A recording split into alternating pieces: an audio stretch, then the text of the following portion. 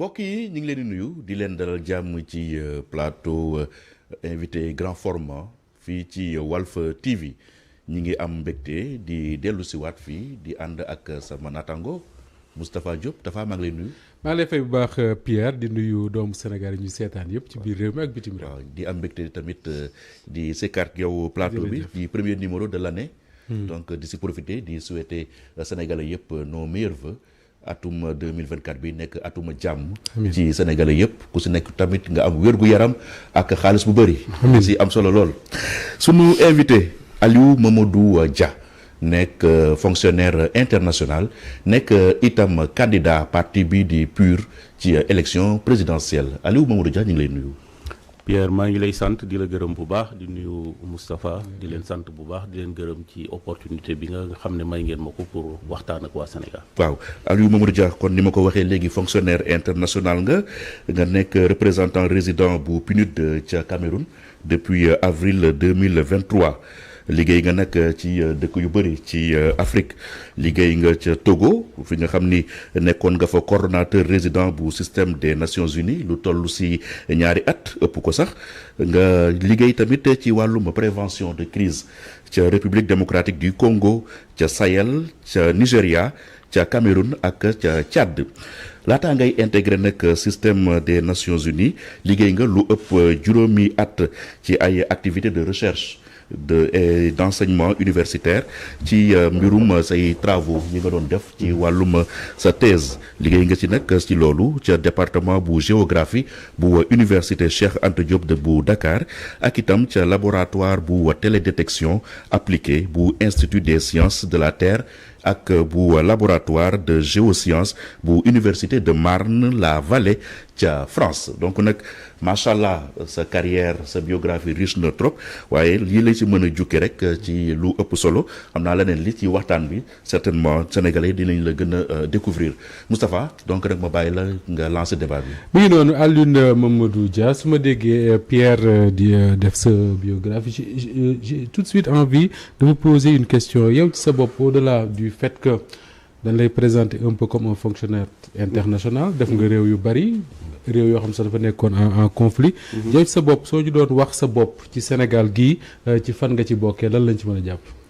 waaw Moustapha ak Pierre damay profiter d'abord ci plateau bi pour souhaiter une très bonne et heureuse année à tout le peuple sénégalais di leen ñaanal atum jàmm di leen ñaanal atum naataange di leen ñaanam atum xéewal di ñaan aussi fi nga xam ne fa la ñu jëm mooy élection présidentielle bi nga xam ne ci lañ jublu muy élection bu dal ñu organiser ko ci jàmm sénégalais yi génn massivement voté bi nga xam ne ki nga xam ne moom la sénégalais yi di wóolu yàlla teg ko ci bopp réew mi mu jublu ci mbirum Sénégal mais aussi dama bëggoon profito avant may répondre ci sa question Moustapha di souhaiter une très bonne heureuse année sunu mbokk sénégalais yi nga xam ne dañu tawat dañu feebar te yàlla teg leen ko ñu di leen ñaanal wër-gu-yaram di leen ñaanal tawféex ñu di leen ñaanal yàlla fëgg seen bopp ba nga xam ne dinañu mën a delluwaat ci seen i activité di profiter aussi di ñaanal une très bonne heureuse année sunu mbokk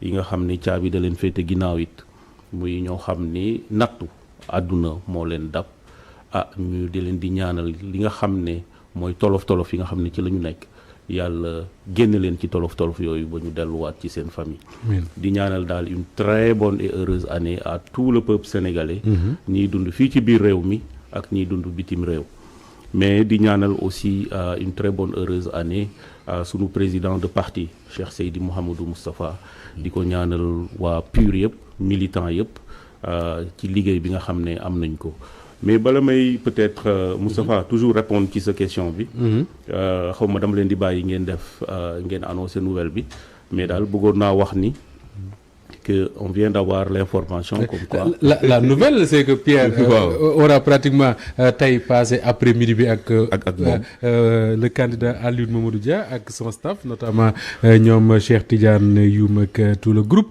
mais c'était stressant finalement foofu la ñu waroon a doore sax on vient d'apprendre que effectivement sa candidature parrainage yu ngeen déposé woon validé nañ ko c'est effectivement ça la bonne nouvelle voilà donc loolu bon je pense que Walfadjri c'est la première fois ma ñëw fi donc ñëw bu am solo la donc Walfadjri mën naa wax de jig nañu évidemment fi lañ nekk depuis nag tamit ñu xam stress u candidat voilà c'est là on l'a vécu vraiment ba léegi effectivement ñu ngi toog stressé doon xaar ko conseil constitutionnel valider sunu candidat sunu quel est le sentiment dominant soulagement wala boog da nga ne bon de toute façon c'était oui nous on était quand même confiants pour être franc avec vous on est confiant parce que ku xam PUR xam ne c'est une machine xale yi liggéey nañ liggéey bu am solo d'ailleurs boo gisee sax ma bëggoon commencer ci loolu mooy rendre un hommage aux jeunes du PUR parce que ñoom bi jigéen ñi dajalee caution bi ba mu mat xale yi la jeunesse PUR à travers le pays ñoom ñoo taxaw ne parrainage bi ñoom ñoo koy toppatoo ñoom ñoo ko res donc di wax ni maa ngi leen di féliciter bu baax a baax ci liggéey bu am solo bi nga xam ne liggéey nañ ko li ma leen digoon nag incha allah ci fan yi di ñëw rek incha allah daañ ci taxaw bu soobee yàlla donc di remercier militants yëpp di remercier surtout loolu digoon non dama leen ne woon bu ñu parrainage bi jàllee rek ñoom ñëpp dinaa leen defal une grande surprise incha allah donc comme surprise la dañ koy bàyyi mu nekk surprise mais di aux jeunes du PUR parce que liggéey bu am solo la ñu liggéey et di wax ni aussi may profito di remercier waale ñëpp ñu nga xam ne parrainé nañ ñu di leen delloo njukkal di leen wax ni surtout confiance bi nga xam ne am nañ ko ci ñun ba parrainé ñu incha allah bëgg nañ ko taxawee ba mu mat ba nga xam ne duñ leen décevoir incha allah te yaakaar naa ni duñ leen décevoir donc loolu ci laa bëggoon commencer avant may répondre ci question bi nga xam ne Moustapha posé nga ma ko moo ñi la xamul di la dégg liñ ci jàpp mooy li Pierre présenté sànq un fonctionnaire international def nga réew yu bari macha allah mais dañuy soxla di xam candidat bi fan la sox ko ci Sénégal tey buñ doon remonté Aliou Dia fan lañ koy fekk waaw gis nga nag ba ngeen doon remonté Sénégal di ngeen ma fekk fu bari yàlla def na que ni pratiquement Sénégal yëpp laa bokk mais pour wax rek que ni maa ngi juddoo wax naa ko maa ngi juddoo dans le Saloum sama yaay waa Saloum la dëkk fu ñu naan Gaagi Chérif dans la commune de Djilor foofu la sama yaay dëkk sama papa Haalpulaar la dëkk Fouta jóge Dodel donc ma juddoo foofu di wax dëkk bu ñuy wax Kër Oumar bu nekk à peut-être 2-3 kilomètres de Gaagi Chérif juste de Djilor après à 3 ans 4 ans ci laa ñëw Thiadiaye parce que sama ay maam Thiadiaye la ñu installé wu woon donc sama papa jëlee ma foofu andi ma Thiadiaye fa laa màggee donc ñi ma xam yëpp Thiadiaye lañ ma xamee voilà dans le département de Mbour je pense que Thiadiaye n'est plus à présenter du tout ñëpp xam nañ ko donc fa laa defee sama école primaire fa laa defee sama collège d'ailleurs nekkoon naa ci première génération bi nga xam ne ñoo ubbi woon collège u Thiadiaye bi donc d'ailleurs raison bu tax on n'a pas fait l'année blanche parce que bi ñuy def année blanche en 88 ñun ñu ngi woon collège et comme amul woon école classe bu ñu jiitu donc ñun bi ñu terminé suñu année scolaire dañu jàll classe suivante donc du coup on n'a pas connu l'année blanche bi ma jógee Thiadiaye bi ma amee BFM ma dem defi j'étais au lycée Demba Diop de Mbour donc fa la ñu orienté woon donc fa la amee bac bi ma amee bac Pierre mu ngi koy wax sànq ci la ñëw université de Dakar au département de géographie.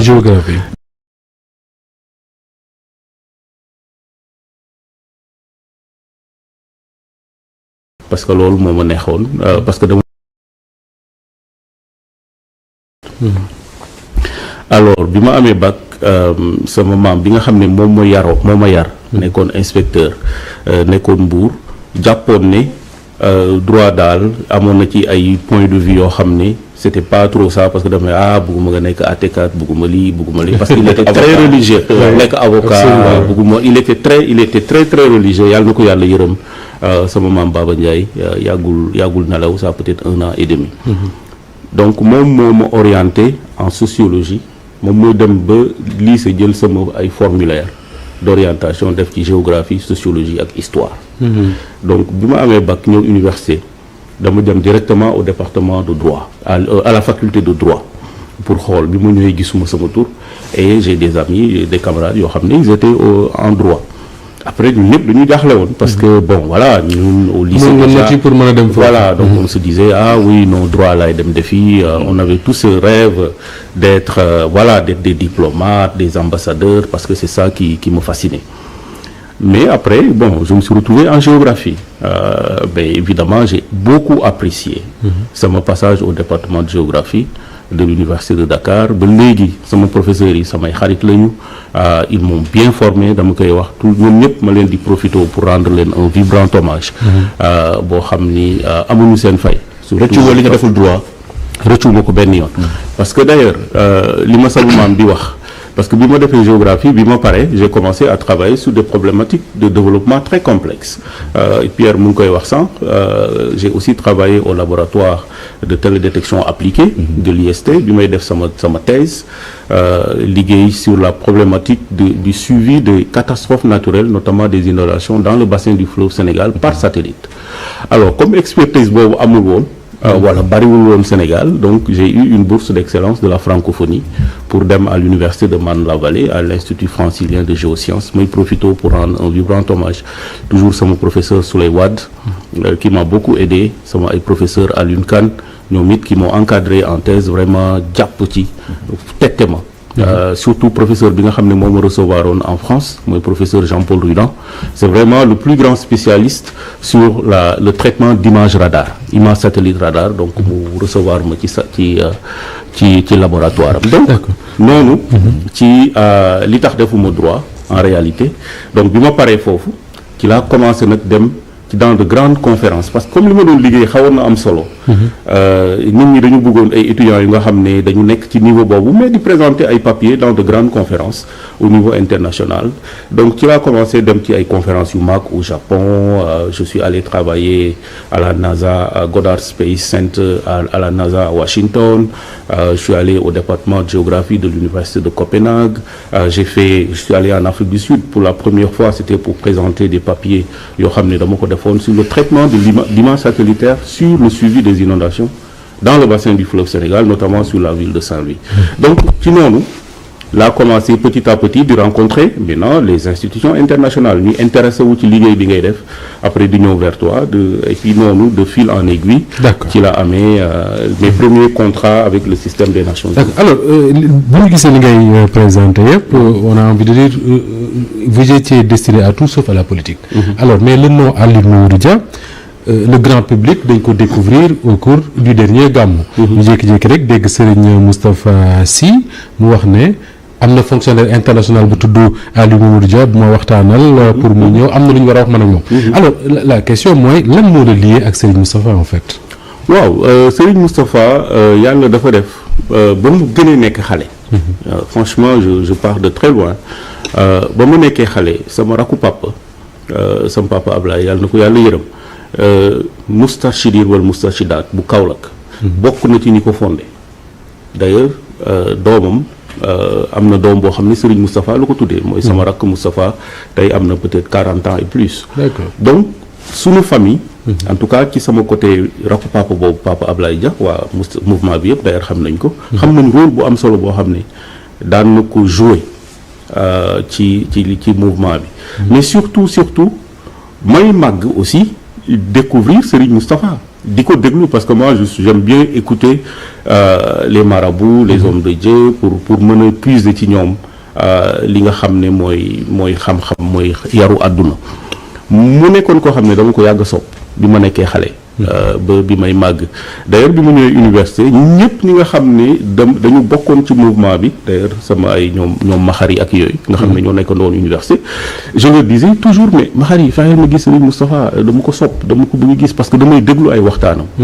et ba bi ma demee à l'étranger dama koy déglu tout le temps moom bokk na ci ñi nga xam ne vraiment dañ may doon déglu seen waxtaan ak Serigne Cheikh di ci jëlee lu bari mu di ma jariñ donc ma am ci moom cofeel yàlla moo def loolu ba bi may daje ak moom ñu daje aussi vraiment daje bi rafet depuis boobu évidemment sama militantisme ci parti bi wax naa ko fësul woon parce que fonction yi nga xam ne ci laa nekkoon di ko def doon ko liggéey mais dama nekkoon ci wetam di ko conseiller di waxtaan ak waa parti bi di leen jox samay orientation non pas du tout absolument pas donc nekk ci dans l'ombre je peux dire di contribuer ci samay xalaat ci samay réflexion soit à travers le président du parti di Cheikh Seydi Mouhamadou Moustapha Sy wala à travers directement ñoom Cheikh Tidiane Youm ci problématique yoo xam ne c'est des problématiques de développement de manière générale ci parti bi ni muy doxee ak yooyu moo tax fësuma woon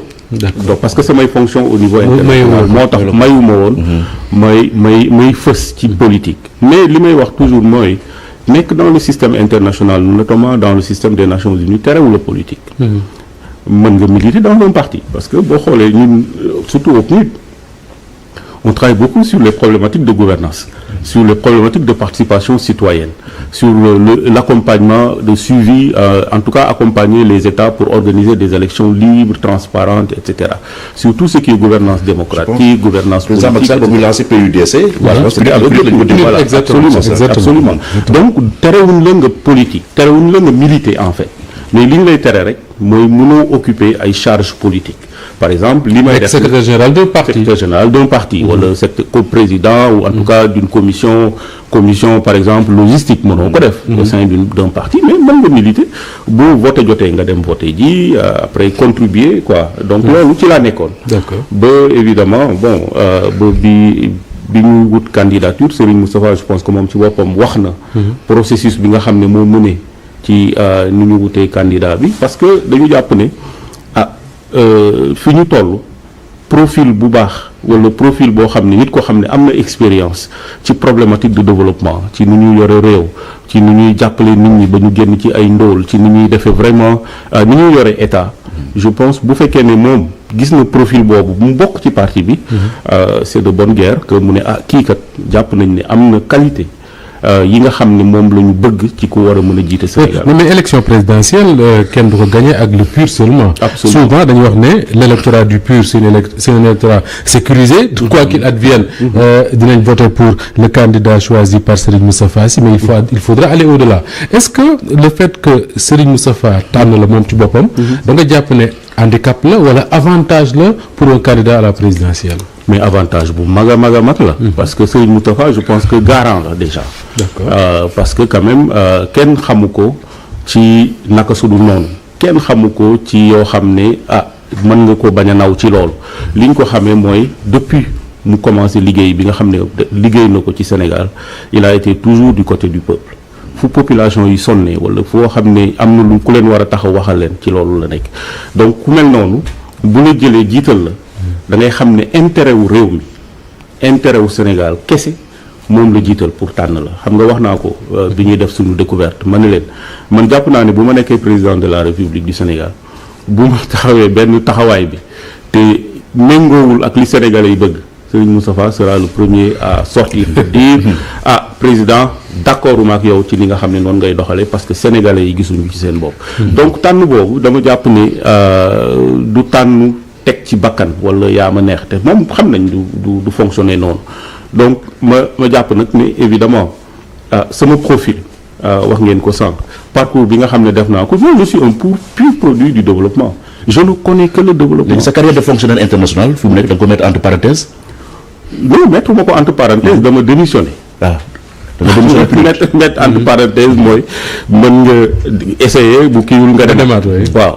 def ma mettre ma ko en parenthèse dama démissionné système des Nations Unies bokkatuma ci parce que loolu la règle yi demandé bu fekkee ne da ngay briguer suffrage suprême de ton pays wala nga bëgg a nekk candidat à l'élection présidentielle de ton pays amoo beneen alternative risque calculé non amul risque Sénégal bu ñu def dara pour Sénégal muy risque pour man en tout cas parce que jàpp naa ni Sénégal li ma defal man formation bi nga xam ne def naa ko nee naa leen moi je suis un pur produit de l'école publique sénégalaise Sénégal dafa ma jox ay bourses même bourse bi ma amoon pour jàngi francophonie moo ma ko jox mais Sénégal est membre de la francophonie donc mais ay professeurs ñu ma fi tudd sànq c'est des professeurs yoo xam ne Sénégal moo leen fay pour ñu jàngal ñu inculquer ñu xam-xam jox ma ay bourses ba ma nekkee première année ba may def DEA ba bi may def sax thèse dañ ma jox bourse donc ak yeneen wax naa ko boo feebaree Sénégal lay faj tu vas dans les hôpitaux publics boo bëggee transport jógee Thiadiaye ñëw Dakar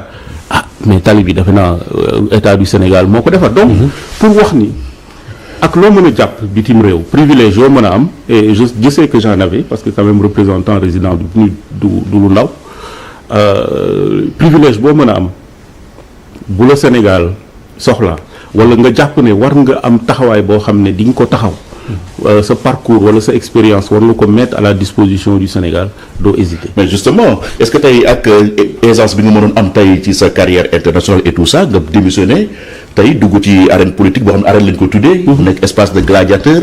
et tout ça est-ce que du la arrivé souvent ngay arraché wu les cheveux naan qu'est-ce que je suis venu faire dans cette galère là. Absolument pas.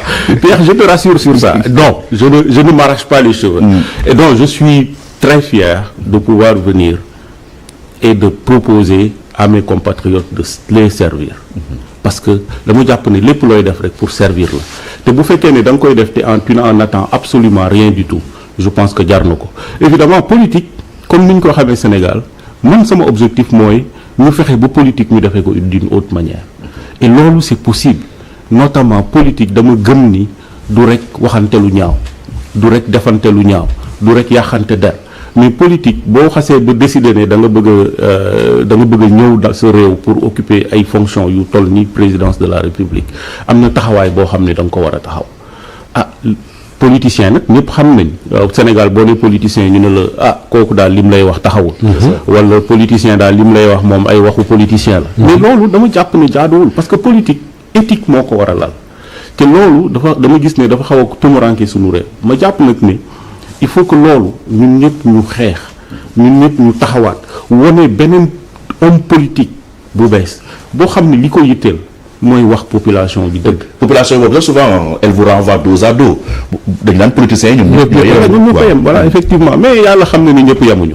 parce que nag man comme li may wax je suis pas un politicien professionnel man dama ñëw parce que dama jàpp ne am na taxawaay boo xam ne war naa ko mën a taxaw dama ñëw parce que dama jàpp ne li Sénégal soxla ci développé wu ak secteur boo mën a jël xam naa daañu ñëw ci secteur yi ci kanam secteur boo mën a jël ci problématique de développement yàlla def na dama ci liggéey ba pare donc du loo xam ne lu bees la doo xam ne damay ñëw di tandu par exemple bu ñuy wax waxu gouvernance ma naan waaw gouvernance mooy lan lañ koy defee bu ñuy wax emploi des jeunes parce que dama ko pratiquer dama ko def pendant 20 ans ma nekk dans le système dans tous les pays africains même en dehors de l'Afrique yoo xam ne dem naa fa ci yooyu laa doon taxaw donc ma jàpp ne politicien du warul nekk koo xam ne dañ wala en tout cas ni ñu ko jàppee au Sénégal dama bëgg loolu mu dañ te ñun li ñu bëgg en tout cas mooy ñu andi beneen doxalin ci politique boo xam ni ci dëgg la lalu parce que nag dëgg dafa xaw a tumuranke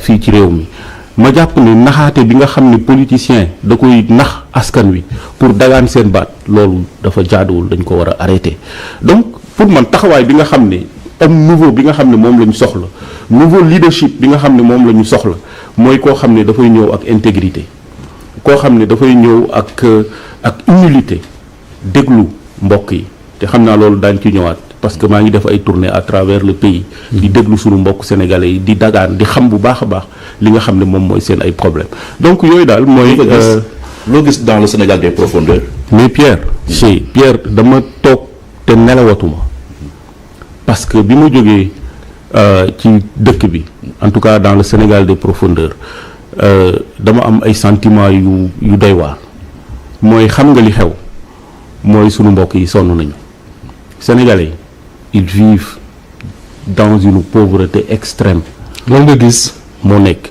pour ne pas dire que Sénégalais ils vivent dans la misère malgré effort yi gouvernement bi def yëpp non effort gouvernement bi daañu ci ñëwaat parce que am na loo xam ni li gën a yomb wala li gën a béyaabaa bi mooy sunu mbokk sénégalais yi boo demee man village amul village yoo xam ne dewuma fa muy dans le Fouta pratiquement on a fait tous les villages toutes les grandes villes du Fouta à commencer par Ndiayène Pendaaw Dodel Mbumba dem ba Kanel ci dëkk yooyu yëpp dem nañ fa ay Daara Halay Bey ay Alwaar ay fu nekk dem nañ fa ay Paté Galo fu ne dem nañ fa dans le Fouta mais même chose boo demee dans le département de Tivaouane boo demee dans le Noto nga dem dans le Morolan nga dem dans le Pekes Mbayeen Thilmakha nga dem dans le département de Mbour bi à côté ay Diass nga dem ba booru Joal dem Fissel Thiadiaye Sessène boo génnee Dakar rek déjà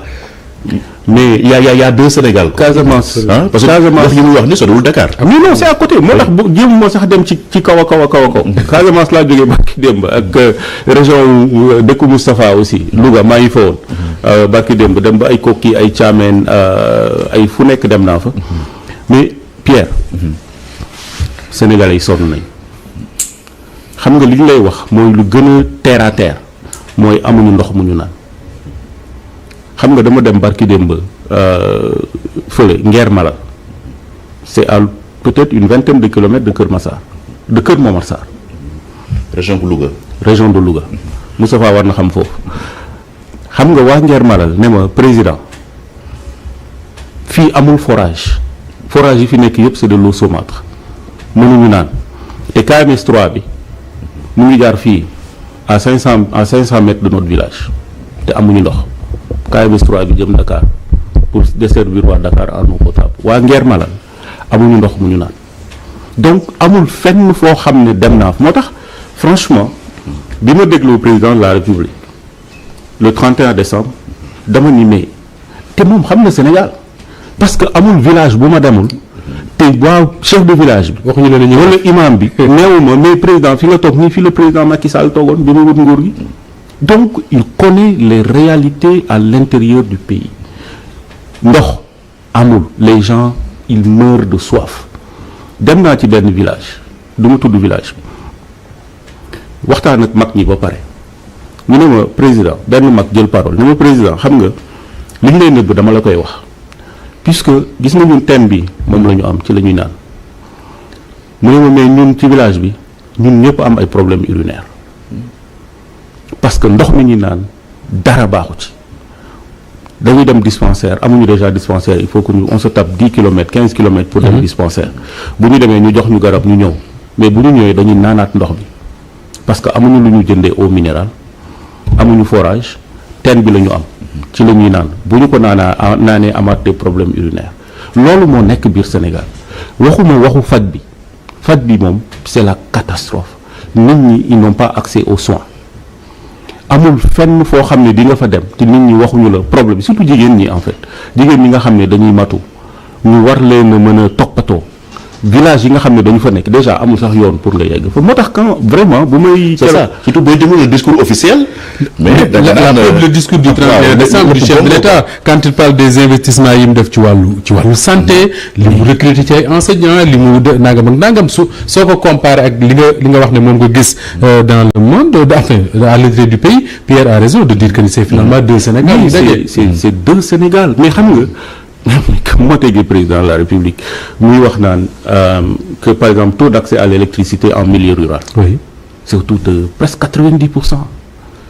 mais moi village yi ma dem yëpp 90% de ces villages n'ont pas d'électricité. courant àggu fa. courant xaaj ñu ko sax ba di ko gis. ñoom ñëpp ils te disent ñoom dañ lay wax ne la président courant xamu ñun bokkuñu ci mais démb gis naa ci télé bi. gars yi di manifester. benn village boo xam ne courant lañ takk seen ay brassards rouges di manifester mais loolu chaque jour nga gis ko Walfadjri nit ñi di manifester parce que amuñu courant donc man bu ñuy wax yenn indicateurs yi ne lii moom la ñu def moi je suis inquiet parce que sunu mbokk yi ils vivent dans des conditions extrêmement difficiles mais li may wax rek mooy ñii fi nekk en tout cas le régime du président Macky Sall def nañ li nga xam ne loolu la ñu man li ñu bëgg mooy ñoom ñu dem réew mi ñi capable compétent mën a taxawu sénégalais yi mën a liggéeyal sénégalais yi mën a régler problème yooyu daal di ñëw parce que xam nga bayaabaa bi mooy nit ñi am ndox mu ñu naan parce que nag l'eau c'est la vie ñun ñëpp xam nañ loolu nit ñi feebar mën a faju parce que boo feebaree te mënoo faju sa population bu feebaree mais parce que facteur de production bu am solo la il faut que les gens soient valides pour mën a liggéey croissance mën a am ñu mën a créer ay croissance ay richesse loolu bu fekkee ni nit ñi surtout que en milieu rural nit ñi ils n'ont pas accès aux soins case de santé yi man dugg naa ci benn case de santé boo xam ne amul dara y a ni infirmier y a ni pharmacie y a rien du tout benn bâtiment la bu ñu tabax noonu rek après tëj ko dem seen léegi comme def nga état des lieux bi léegi yow looy proposé sénégalais yi lan moo war a tax sénégalais yi mën la wóolu ba voté la le 25 février. waaw xam nga loolu mooy li nga xam ne pratiquement mooy li ma fi tax a ñëw pour wax effectivement problème yi nga xam ne gis nañu ko pour wax ni li ñu tax a jóg mooy saafara loolu ndox bi je pense que mooy la première priorité accès à l'eau parce que dafa bokk sax ci c'est un des objectifs de développement durable accès à l'eau naan ndox mu sell parce que bu fekkee ne yow sa population mënoon leen a andil ndox mu sell jaratu ko donc li ma mën a wax ci loolu mooy ñun dinañu reprendre l'hydraulique rurale bu fépp foo xam ne war na am forage ñu gas fa forage nit ñi mën a am ndox mu sell moo xam ne mën nañ ko naan fi nga xam ne mënuñu fa def ay forage parce que l'eau est saumâtre xam nga am na zone yoo xam ne l'eau est saumâtre mënoo fa boo fa gasee forage it peut-être amaana doo am ndox boo xam ne dina sell pour nit ñi naan ci mais am nañ quand même ay ni ñu mën a def ba jëlee 200 kilomètres de pipeline jëlee ko lac de Kër Momar Sarr lac de Guiers andi ko Dakar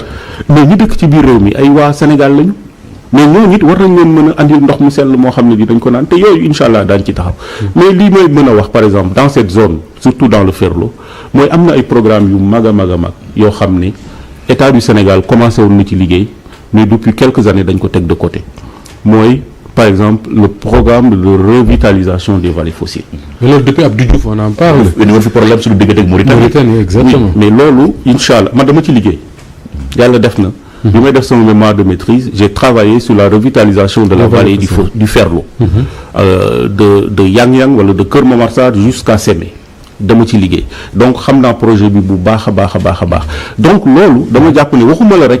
Pour revitaliser les vallées fossiles, c'est très possible et c'est bien possible. C'est une question de négociation et de discussion avec l'OMVS. xool li nga xam ne parce que dama ko def et puis dama liggéey aussi ci les volumes d'eau qui sont déversés à partir du barrage de Diama sama DEA ci loolu laa ko liggéey. ndox mi nga xam ne chaque année. mu jóge ci dëkk bi ñëwee. day jóge ci ndox bi di déversé wu ci géej gi ci géej gi. muy day xaw ma ñaata millions de mètres cubes par année mais ndox boobu mën nañ ko capter. bu ñu ko capter mën nañu revitaliser non seulement les vallées fossiles mais mën nañ même reprendre le projet de canal du Cayor. les vallées fossiles bu ñu ko mën a leeral ci wolof mooy fi nga xam ne ndox dafa daan jaar peut-être ay siècle la nii amatul ndox mais mën nañ ko fa delloo peut-être matu ko sax siècle oui mais mën nañ ko fa delloo et puis bon lii am aussi mooy il faut quand même que ñu am on a un bon réseau hydrographique boo xam ne dama jàpp ne bu ñu ko exploiter ni ñu ko war a exploiter le président Wade andi woon na fii les bassins de rétention par exemple nga xam ne ndox mi mais lii c'est une bonne idée mais c'était une excellente idée mais xam nga lii taw Sénégal mais xoolal inondation yi par exemple Moustapha mais ndox moomu war nañ ko mën a capter ba nga xam ne ndox boobu dinañ ko mën a réutiliser soit ci mbay mi wala maraîchage bi wala mën a vraiment utiliser ndox moomu ba ñu mën ko jariñ inondation yi au lieu mu nekk problème atu la war a nekk pour ñun atu la war a nekk justement donc ma jàpp ne yooyu programme yu mag yu am solo yooyu nga xam ne état du Sénégal da koo war a dundalaat parce que dina régler beaucoup de problèmes du régler rek uniquement problème mu accès à l'eau potable mais dina régler sa problème mu agriculture parce que vallée yow waa Louga nga mais boo xoolee àll ba la fa nekk boo jëlee la vallée du Ferlo mais ça fait au moins une centaine de kilomètres wala ëpp na ko presque 200 ba Ranérou ba Sémé mais zone boobu yëpp sur la zone sylvopastorale boo ko revitaliser woon mais sa élevage di nga ko développer sa agriculture di nga ko développer di nga créer waat beneen pôle économique autour de la vallée du Ferlo ba nga xam ni li ñuy jooy bekkoor bi nga xam ne dafa nekk même surtout la dégradation des terres et la déforestation di nga ko régler donc dafa nekk loo xam ne dafa essentiel pour sunu équité territoriale xam nga booy wax équité territoriale te bàyyi fi lu toll noonu muy un potentiel boo xam ne c'est un potentiel extraordinaire réew mu amoon li Sénégal am en termes de vallées fossiles di nga ko revitaliser. d'accord alors yaa ngi wax équité territoriale justement ça tombe bien fan yi le président de la République en tout cas waxaat na ko baax na ci investissement yi mu def à Dakar notamment le TER BRT ak yeneen yoo xam ne pour que les gens puissent se déplacer facilement à Dakar bokk na ci également la création d'une nouvelle ville muy Diamniadio ñu bari jàpp ne bu ñu wax dëgg ci wàllu équité il fallait aller au-delà de Diamniadio lan nga yaakaar ne tey moo war a régler problème mu Sénégal ak Dakar surtout nga xam ne li ëpp ci population fi lay nekk te ça représente pas peut-être 1% du territoire national.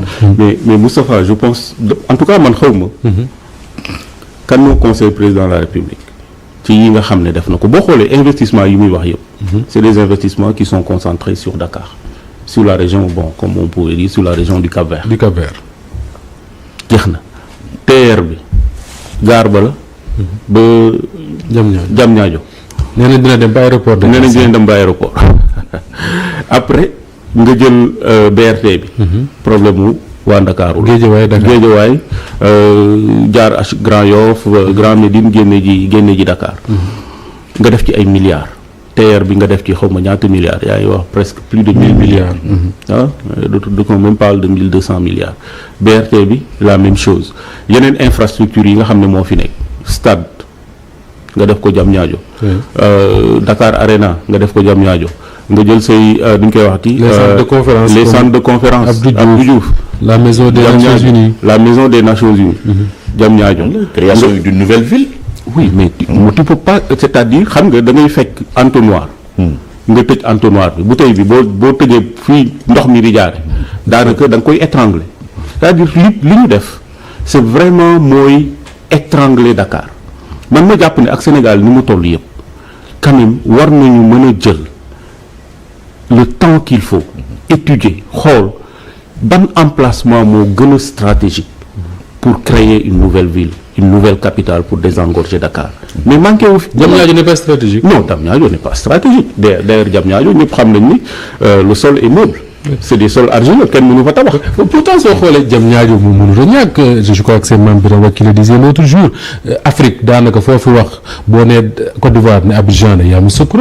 soo nee Nigéria ne je sais pas moi. Abuja Lagos feneen ak feneen. mais le Sénégal Dakar ci lay yem donc tey boo nee Dakar ne Diamniadio au moins c'est un pas qui a été fait par le régime de Macky Sall. mais Moustapha. Yamoussoukro est à quand même des kilomètres d'Abidjan. C'est vrai. C'est pas à 10 kilomètres d'Abidjan. Abuja, moi j'ai travaillé à Abuja pendant 3 ans. Nigeria, quand il s'est agi de faire une nouvelle capitale, dañoo dem ba jël le point le plus central boo xoolee Abuja. C'est le point le plus central du Nigeria. ñu teg règle rëdd mais fii c'est le point central. Ils ont créé la Federal Capital City.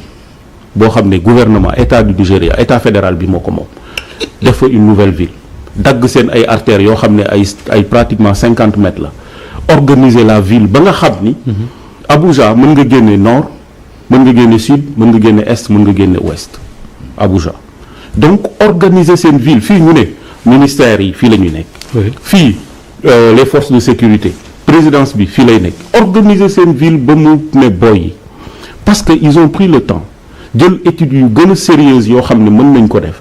fii la nit ñi mën a dëkk. côté bii par exemple kenn mënu fi dëkk. kenn mënu fi sax attribuer ay kër yu fa ay titres yoo xam ne. suñu ingénieurs yi ban njëriñ la ñu amal finalement. mais justement mais donc. dama jàpp ne tey boo doon defar en tout cas man. je suis géographe. su ma yàlla wóolu dénkee Sénégal. Sénégalais yi wóolu ma. je vais créer une nouvelle capitale et l'une des capitales les plus modernes en Afrique. bu dul nekk Diamniadio foo koy def Abdoulaye Wade mexe Pekes la ko bëggoon. non du ma gaawantu. titre du ma gaawantu di wax ni fii laa koy defee mais en tout cas études yu gën a sérieuses yoo xam ne war nañ ko jël ak li nga xam ne lépp war nañ ko jël en compte pour mën a ànd ak sénégalais yi décider xool fan mooy l'endroit le plus approprié pour ériger une nouvelle ville une ville intelligente une ville moderne. mu nekk quand même une deuxième ville boo xam ne sénégalais yi dinañ mën a dugg génn parce que problème bi mooy macrocéphalie bi nga xam ne Dakar am na ko mais xam nga. dama dem Vélingara l'autre jour mu ne leen mais fii ku fi soxla loo soxla il faut nga dem ba Dakar loo soxla il faut tu te tapes des centaines ou des centaines de kilomètres pour dem ba Dakar pour lijjanti ko mais ma jàpp ne en plus même waxuma rek la deuxième ville bu mag boo xam ne war nañ ko créer mais dañu war a créer un peu partout au Sénégal des pôles urbains de dernière génération mooy nga jël comme ville bu mel ni Vélingara mais xam nga Vélingara sa position stratégique c'est une ville qui est à cheval sur 3 frontières. Carrefour. Oui.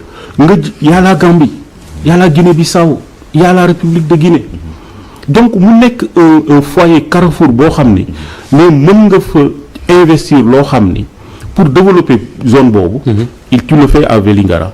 dem naa ba Médina Yoro Fula mais c'est un département mais Pierre man bi mu ñëwee Médina Yoro Fula je me suis dit mais c'est pas possible on ne peut pas faire des choses comme ça au Sénégal y a rien même ñi ma fa rencontré ils me disent président évidemment dégg nga turu dëkk bi mais dëkk bi nii la mel donc ma jàpp ni li ñu war a def équité territoriale boobu gouvernement actuel bi di wax te defuñu ci lu bari franchement gisuma luñ ci def en dehors de Diamniadio te Diamniadio c'est à Dakar.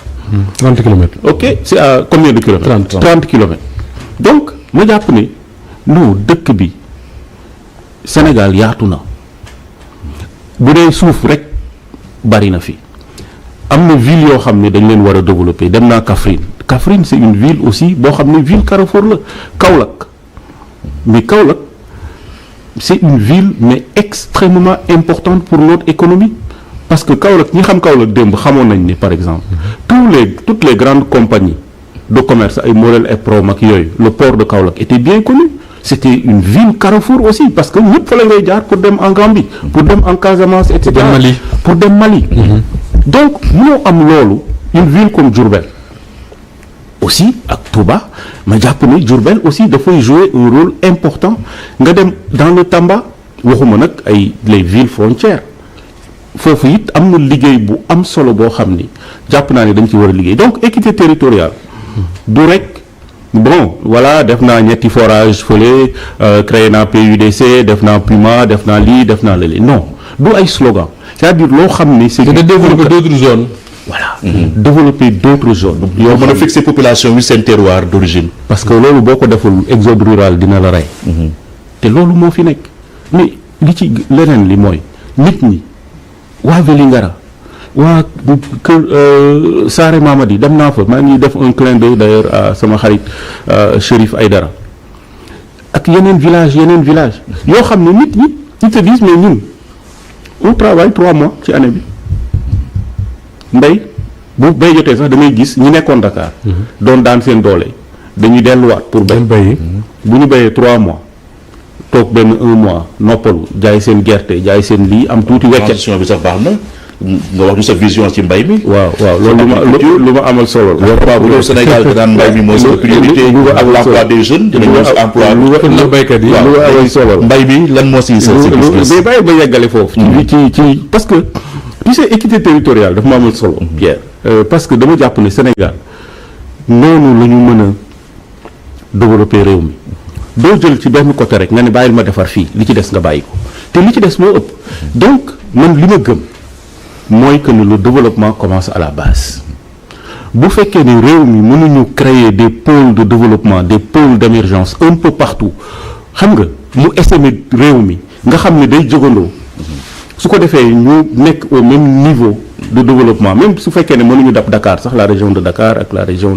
de Thiès Mbour ak yooyu mais au moins yeneen régions yi ñu susciter un développement local boo xam ne dina tax nit ñi bu ñu bëggee liggéey dinañu toog liggéey dinañ am ay entreprises mais pourquoi lan moo tax une région de xoolal la région de Kédougou ak li fa nekk ci richesse minière ak Kédougou ni mu nekkee aussi une ville carrefour c'est-à-dire mën nga fa créer une industrie minière boo xam ni mais mën na régler le problème de la région de Kédougou Tamba et tout créer ay emplois yu kenn xamul nu mu toll donc yooyu nekk na loo xam ne ñun en tout cas. d'accord bu ñu sénégalais yi wóoloo. ba ñu jël réew mi ci yooyu la ñuy taxaw sénégalais yi fi ñu nekk fi ñu dëkk foofu lañ leen di fekk créer le développement amener le développement ces jeunes moi je veux pas que les sénégalais poursuivent le développement. je veux que le développement aille au niveau de. justement Pierre mi ngi wax agriculture mais ba lañ ci agriculture juste une question yaa ngi wax ne fekk sénégalais yi fi ñu nekk yóbbu fa le développement. au lieu di leen déplacer ñuy ñëw Dakar wala ñuy jël gaal dem feneen. mais la question centrale mooy le bilan du président Macky Sall, c'est combien 14, je ne sais pas combien de milliards depuis qu'il est à la tête de l'État. On parle de 40 000 milliards, je crois. Des investissements énormes en termes d'infrastructure, moom si wax na ko. Mais yow mi nga xam ne da nga doon liggéey ci wàllu développement man mi ci xamul dara c'est la question que je me pose. Comment se fait-il que ñu am un budget comme ça, faire autant d'investissements ba pare population yi duñ ko yëg? fi nga xam fi la ñuy dundee. Comment est-ce que c'est possible et quelle est la solution? Mais xam nga loolu. li ma kenn sama benn xarit di wax léegi ñu ciy waxtaan on se disait mais président Macky Sall peut-être que discours am bi nee na il a réglé beaucoup de problèmes, il a réglé tous les problèmes sauf le problème des Sénégalais. Parce que non pendant 12 ans quand même. Pendant 12 ans mu toog 12 ans te du régler problème. Oui mais ban problème. Pierre dëkk bi yaa ma gën a xam dëkk bi ni mu méttee ñëpp a ngi jooy ñëpp a ngi yuuxu c'est-à-dire ku yuuxuwul rek da nga sa jom ak sa dignité moo tax yuuxuwuloo. Mais les gens sont fatigués. Donc bu fekkee ne yow andi nga ay tali teg andi ay pont teg di wax une croissance boo xam ne c'est une croissance à je sais pas à 7% ou à 6%. Et cette croissance là lépp li nga def les gens ne s'y retrouvent pas. C'est-à-dire yow say indicateur une croissance à 2 chiffres. Oui di projeter une croissance à 2 chiffres. Say indicateurs yëpp nee nga c'est de bons indicateurs mais ta population s'appauvrit. Mais loolu moo jaaxal ñëpp. La population devient plus pauvre, devient plus fatiguée, les gens n'arrivent pas à joindre les deux bouts. Donc loolu. Paradoxe boobu duñ ko mën a expliquer. Non mais paradoxe boobu c'est des mauvaises politiques publiques. C'est des mauvaises c'est-à-dire il faut des priorités ci yi nga xam ne jàpp nañ ne noonu la Sénégal loolu la ñu war a investir xaalisu Sénégal parce que boo ñëwee aussi defar benn stade u 100 milliards. Moi je suis un footballeur ñi ma xam ñëpp ci football lañ ma xam. Ah bon? Oui donc je n'ai rien contre un stade mais dama jàpp ne boo amee 100 milliards war ko defar am stade boo ko war a def mais yaa ngi am ay abri provisoire à côté xale yi 6 000 presque ay xale yi fi ñuy jàngee des fois mu am sax ay yoo xam ne ay jaan da ciy dugg 6 000 abris provisoires 6 000 abris provisoires mais ñoom ci plan PSE qu'est-ce qu'ils avaient dit qu'ils allaient résorber les abris provisoires. 9 000 déficit en enseignant. Déficit en enseignant. 9 000 oui. Donc ak problème yi nga xam ne éducation bi am na ko mais du bëgguma agent bi. mais li ma mën a wax mooy man dama jàpp ne pour régler problème yooyu mooy dichotomie boobu ngeen di wax. ci infrastructure mais parce que xam nga ñun au PNUD bi ma nekkee PNUD en tout cas ba léegi PNUD da koy def. gis nga Moustapha développement boo xam ne c'est pas centré sur l'humain du développement parce que moo tax ñu def le rapport sur le développement humain di calculer ay indices de développement humain parce que loo mën a def te nit ñi sentiruñu ci seen bopp loo mën a def te nit ñi mënuñu remplir le minimum vital kooku il ne sent pas le développement il s'appauvrit il ne se développe pas. Pourtant loolu la ñu digoon ci plan Sénégal émergent. mais placer l'homme au cœur. au centre des politiques de développement. mais est-ce que loolu moo nekk. gisoo ko yow. non loolu amul ça bu fekkee ne looloo nekkoon seen objectif ultime ils ont lamentablement échoué. C'est écrit. Oui mais plan Sénégal émergent. ils ont lamentablement échoué. Ça je vous le dis parce que les Sénégalais tey plan Sénégal émergent gisuñu ci dara. Absolument rien en tout cas man sénégalais yi ma dajal. Et puis damay wax ni depuis ba ma commencé sama tournée je m'attends à un village en tout cas à une localité boo xam ni su ma ñëwee dañ ma ne président non fii moom tabaar fakal courant ngi fi ndox a ngi fi courant ngi fi amuñu benn problème loolu gisaguma ko fenn ci Sénégal bon pareeguma nag samay tournée xam naa ni mën naa am ma yan ci mais am na fu ma ko wax ci benn village ñu ne ma président doo ko gaaw a gis donc pour wax la un développement doit être centré sur l'humain te loolu dafa am solo mooy indicateurs yi nit ñi di xool mooy accès aux services sociaux de base d'abord réew yëpp ba saay France bala ñuy defar stade de France régler nañ seen problème accès à l'énergie régler seen problème accès à l'eau régler seen problème assainissement régler seen yeneeni problème mais tu peux pas avoir un pays aussi pauvre même le taux de pauvreté bi ñuy wax mais demal ci dëkk bi nga xool mais waxuma la sax ci biir mais fii dans la banlieue. D'accord. Mais les gens vivent difficilement les gens n'arrivent pas à joindre les. dañoo fi bàyyi les surpriorités. de privilégier les investissements de prestige. C'est que des investissements de prestige et ça on n'a pas ça n'honore pas le Sénégal c'est-à-dire man li ma bëgg li ma doon Sénégalais yi ne ñun de depuis 12 ans quand même suñu qualité de vie yokku na ñu ngi sant yàlla ñun fii la ñu jógee jëm fii. je vais faire ça me permet de faire une transition ci question bi nga posé woon ci agriculture. waaw parce que liñ dese bëriwul la. voilà mais Pierre agriculture mooy gënati nekk problème te man la gëm naa ni sunu secteur primaire moo war a porter sunu croissance loolu ñëpp xam nañ ko boo xoolee secteur primaire bi 70% de notre population. ak mbay bi sàmm gi ak napp bi bu ci yàquwul yëpp a yàqu. agriculture bi tey mooy li ma wax sànq moo tax ma doon wax waxu vallée fossile yi pour que ñu booster suñu production pour que ñu booster suñu agriculture moderniser ko il faut absolument qu'on maîtrise l'eau maîtrise de l'eau nekk na un gros problème boo demee ci dëkk ci biir Sénégal dañ naan la ñun bëgg nañu bay mais amuñu ndox mais ndox mooy bay mais ndox am na Sénégal boo amee ndox am suuf am na benn waay bu may wax ne ma dafa romb jaar ci autoroute à péage bi jëm Touba di xool paysage yi di xool ba ci àgg mu ne au Sénégal y a beaucoup de rien mais parce que suuf saa ngi fii te kenn utiliser wu ko kenn bayi ko on a un capital humain compétent béykat yi jeunes yaa ngi fi et lu gën a yomb pour résorber le taux de chômage pour utal nit ñi liggéey c'est d'investir dans l'agriculture donc loolu jàpp naa ni mooy la priorité des priorités napp gi xam nga problème yi ci nekk contrat yi. licence de pêche yi. boo ñëwee nooy def. da nga ko renégocier waat wala. lépp la ñuy renégocier ak Union européenne. commission bi nga xam ne et puis xam nga dafa am ay nu muy doxee. commission bi nga xam ne ñoom ñooy attribuer les accords de pêche wala licence yi commission boobu dañuy def dañuy liggéey def ay propositions donc il est libre à l'autorité de signer ou de ne pas signer.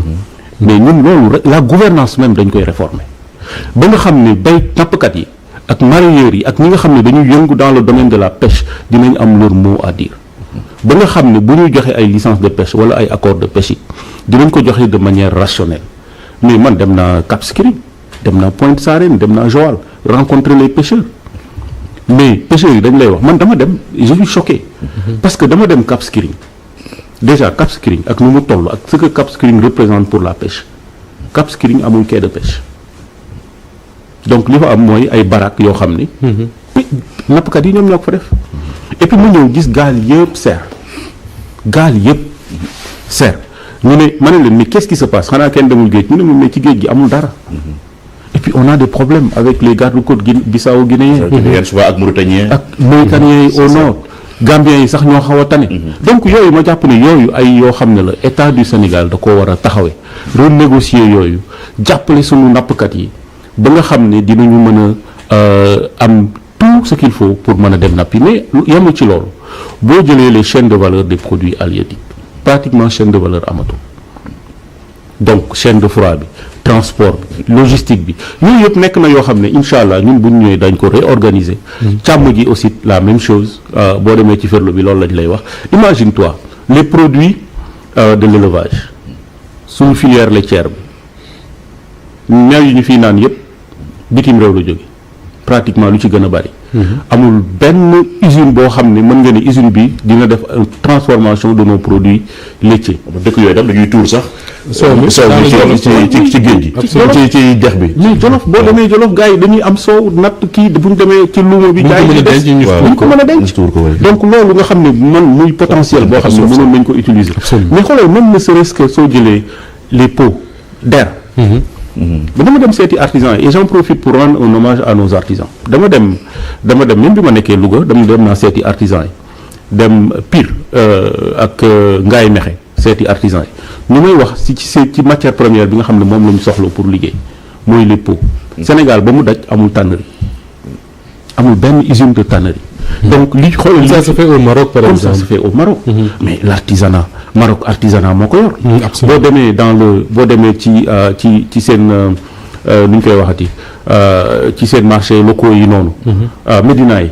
mais y a que de l'artisanat d'ailleurs même ñun fii bu ñuy tabax yenn infrastructure yi boo bëggee décorer marocain yi ngay andi ñu décorer la te ñu am benn artisanat bu am solo ci réew mi on a de très très très bons artisans. léegi sax y a beaucoup de jeunes sénégalais yoo xam ne dañuy xam ay naar yu liggéey ci Médina yi par exemple fii ngay toog Pierre envoyé leen de l'argent ñu defal la dàll yi nga soxla yëpp dugal ko ci kii envoyé la ko. Oui. Alors que on peut le faire à Ngaye. Mais qu'est-ce qui nous empêche de faire à Ngaye la première fabrique de chaussures modernes en Afrique? C'est bien possible. Il faut être ambitieux parce que ñu nekk Ngaye li ñuy liggéey mën nañ ko. problème ambition la wala vision. Non problème vision la problème volonté politique problème volonté politique la. yëpp la en même temps donc pour wax la. ne le potentiel Pierre. yàlla xam nañu soxlawuñu dem jéggi feneen pour développer suñu réew. potentiel bi nga xam ne moo fi nekk buñ ko maximiser capitaliser ko mën nañu développer Sénégal ci ay at yu néew a néew te duñu soxla nag dugg ci ay endettement boo xam ne. potentiel boobu dina ci bokk certainement les ressources pétrolières gazières ñu bëri wax nañ ne il faut renégocier les contrats yi nga xam ne moom la nguurub Macky Sall signé bañ fi nekkee ba léegi est-ce que da nga d'accord ci ne boo falu woon tey à la tête de l'État du Sénégal da ngay renégocier. waaw en tout cas li ma gëm. mooy bu ma fal woon nekk président de la République lépp loo xam ne dafa jëm ci pétrole bi ak gaz bi te ñu négocier te ñu signé ko. bu ñëwee dinaa ko càmbar dinaa ko xoolaat. lu ci baax ak lu ci baax ak lu ci baaxul. mais surtout. pas sax lu ci baax ak lu ci baaxul. mais surtout lan moo ci intérêt wu Sénégal ak lu ci nekkul intérêt wu Sénégal parce que nag ce sont nos ressources donc réew yu développé yëpp ci seen ressources la ñu sukkandiku pour développer. donc jàpp ma ni war nañu mën a bazarder suñuy ressources moo tax ma jàpp ne foofu incha allah. bu ñu ñëwee dinañ ko càmbar bu baax a baax lu ci dul intérêt wu Sénégal moom jàpp naa ne loolu du loo xam ne daañu ko wëyal. question boobu en filigrane Moustapha day poser la question de la bonne gouvernance waaw léegi il faut que tamit suñuy candidats yi ñu wax ñu caisse noire ban vision lay si am yow est-ce que tey bu yàlla defoon nga nekk président de la République ngay am caisse noire comme ni ko suñu président yi amee. di jiite bu nu la waaw Idrissa Seck nee na sax bu la sax nga taal ko lakk dara du la si loolu ëpp naa def non li ma bëgg a wax bonne gouvernance moom de manière globale loo xam ne lu ñu war a càmbaraat la lu ñu war a xoolaat ci suñu réew parce que nag bu bonne gouvernance amul et man sax dama jàpp ne ñun incha allah dinañu andiwaat en tout cas koo xam ne day taxawu bonne gouvernance au niveau du gouvernement ñu xoolaat yooyu. au ministre de la bonne gouvernance peut-être pas un ministre mais en tout cas dina am koo xam ne dina nekk un sentinelle pour la bonne gouvernance mën na sax nekk ci société civile bi wala en tout cas dinañu fexe ba nga xam ne bonne gouvernance en tout cas du nekk simplement un slogan dafa war a nekk loo xam ne lu réel la parce que bonne gouvernance moo lay permettre nga mën a xam lan mooy les priorités de développement lan mooy nga assainir say dépenses publiques nga mën a def yeneen ak yeneen ak yeneen mais xam nga yooyu nekk na yoo xam ne doo ci prononcé wu tey jii nii suba mën nga ci am ay jafe-jafe mais li ma jàpp mooy. caisse noire bi dañ koy maintenir. non loolu bëgg nañ ci xam sax. non li ma mën a wax. ñi may àndal en tout cas xam nañ sama position ci loolu. mooy li may mën a wax mooy les ressources yi nga xam ne dafa war a dem ci sénégalais yi te mu amal njariñ askan wi jàpp ma ne benn nit war nga mën a am ñu jox la yow rek. benn montant x milliards ne la def ci lu la neex loolu. sans contrôle sans rien loolu incha allah bu soobee yàlla ñun bu ñu ñëwee dinañ ci xoolaat am naa sama ay position nag par rapport ak ay fonds politique ak yooyu li nga xam ne mënul ñàkk te mu jëm ci affaire sécurité li nga xam ne mënul ñàkk te nga xam ne ci affaire ay social la jëm ak solidarité ak yoo xam ne day contribuer ci stabilité wu réew mi yooyu kenn du ko négocier mais am na loo xam ne bu fekkee ni aberration la incha allah man bu mu ñëwee yooyu je corrige ça très très très rapidement. ku ne bonne gouvernance le pas est vite fait wax justice ñu bari wax nañ ne les 12 ans de règne de Macky Sall même bu fekkee def na ay performance économique ci li seen bilan yi def ñoom li ko nëbbu bokk na ci li ñu tuddee injustice. ci wàllu yëpp est-ce que alors yan réforme nga yaakaar na tey Sénégal soxla na ko pour redonner confiance à cette justice là. mais xam nga Moustapha loolu dafa nekk un point extrêmement important. ci ba xam nga tax dafa weesu peut-être bonne gouvernance mais damay jàpp ne problème mu état de droit la. état de droit. parce que réew bu développé ci loolu nga sukkandiku pour développer respecter les lois et règlements respecter les droits de l'homme respecter li nga xam ne moom la ñu tëgg. pour mën a doxal réew mi te kenn du ko jalgati. à commencer par le président de la République. président de la République amul droit jalgati. amul droit salfaañe li nga xam ne moom la constitution bi teg amul droit ñu teg loi ñu war ko appliquer mu romb ko defi leneen donc ma jàpp ne li gën a am solo mooy réforme yaa ngi wax réforme au niveau de la justice man Aliou Mamadou Dia le jour où je serai président de la République du Sénégal je ne serai pas le président du Conseil supérieur de la magistrature. da nga koy quitter. Immédiatement jour bu ma prêter serment jour boobu laa koy quitter parce que justice dafa war a nekk une justice égalitaire c'est un pouvoir boo xam ne dañ ko war a wóolu bàyyi ko mu def liggéeyam mais Côte d'Ivoire loolu la def à la tête du Conseil supérieur de la magistrature il y a un magistrat qui préside le Conseil supérieur de la magistrature te ça marche très bien. mais même boo ko quitter tamit envoyé fa ministre de la justice benn la rek. non mais li ma la directive mu nekk fa say bët ak say nopp. non mais li ma la wax mooy Côte d'Ivoire par exemple c'est un conseil celui qui préside le Conseil supérieur de la magistrature c'est pas le ministre c'est un magistrat et dinañu ñëw ci ay réformes yoo xam ni magistrats yi ils verront lan mooy meilleure procédure en tout cas la meilleure manière de pouvoir désigner ou de pouvoir élire même je dirais. waaw pour ñu bëri nag risque bi mooy on risque d'assister à un gouvernement des juges.